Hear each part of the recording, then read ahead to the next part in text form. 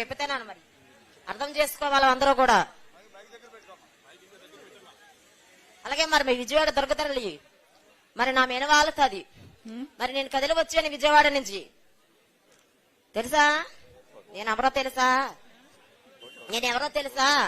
నీ అన్న నువ్వు వచ్చారే దర్శనానికి వచ్చారా? పొట్టి చీర పట్టుకొని వచ్చారు కదా విజయవాడ కొండెక్కి 101 మెట్టు ఎక్కి రాలేదా? మర్చిపోయావా?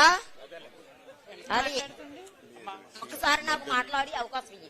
వెన్నలపాలెం పాఠమేనా ఒకటి జరిగింది, నేను చెప్తాను.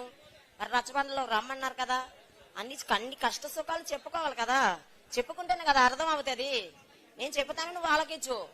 అదనమాట. నీకు ఆడబిడ్డ ఉంది, నాకు ఆడబిడ్డ ఉంది, ప్రతి ఒక్కరికి ఆడబిడ్డ ఉంది.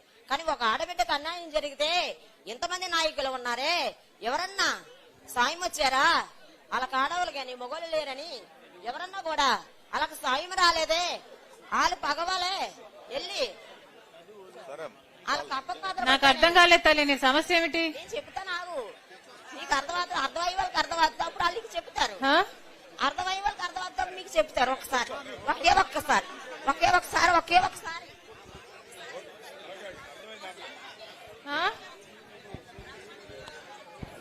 సమస్య ఏంటమ్మా? సమస్య చెప్పాలి కదా అమ్మా. నీ శోధించడానికి అందరికి టైం లేదు కదా.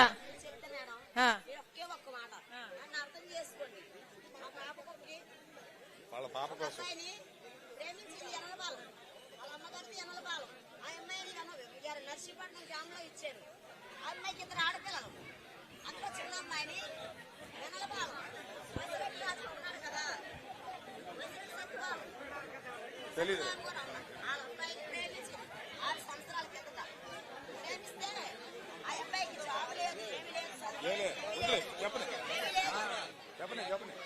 లేదు. అలాంటిది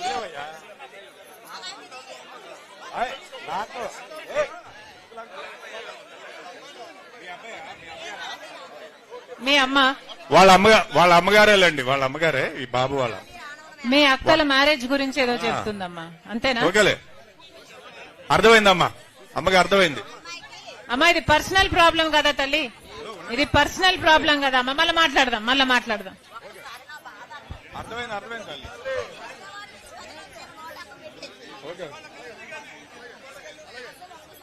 వినండి. ఓకే అమ్మా, అర్థమైంది.